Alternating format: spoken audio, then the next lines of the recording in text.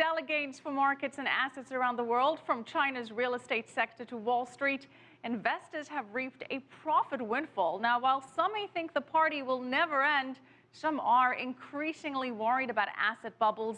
And that fear is greater in some industries than others, especially if those industries have anything to do with the internet or social media when it comes to stocks. According to the Bloomberg Global poll, 49% of those surveyed say those stocks, those internet and social media stocks, are already in a bubble. 33% believe internet shares are on the verge of being in one, and only 13% said a bubble is not forming. And that could mean trouble for Facebook and Twitter stocks. Both have had spectacular gains this year.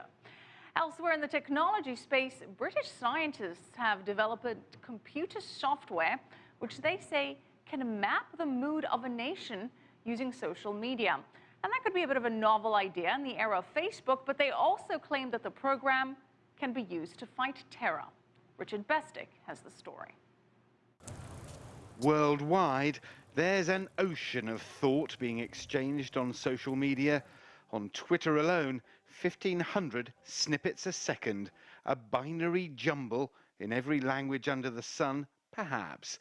Now, though, a team of scientists at Loughborough University in England says it can make sense of it all, scanning up to 2,000 tweets a second and rating them for one of 8 human emotions. We actually look at individual basic emotions. Rather than getting just a sort of idea of the strength of the sentiment, whether something is positive or negative, we actually get a breakdown into individual feelings.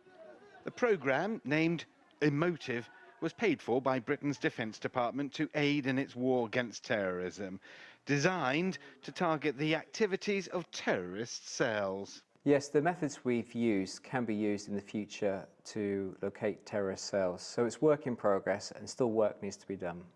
If it had been in operation at the time, the London riots 2 years ago could have been prevented by Emotive, according to the Loughborough team, allowing police to identify trouble spots ahead of time.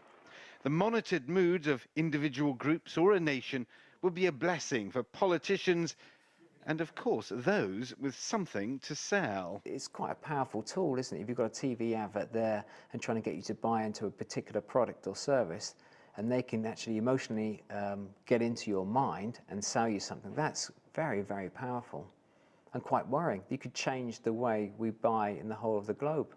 And if you find all that a little scary, there's more. The software has been programmed to learn new words and identify with those words new emotions. So as the language changes, the program changes. Richard Bestick, CCTV at Loughborough University, England.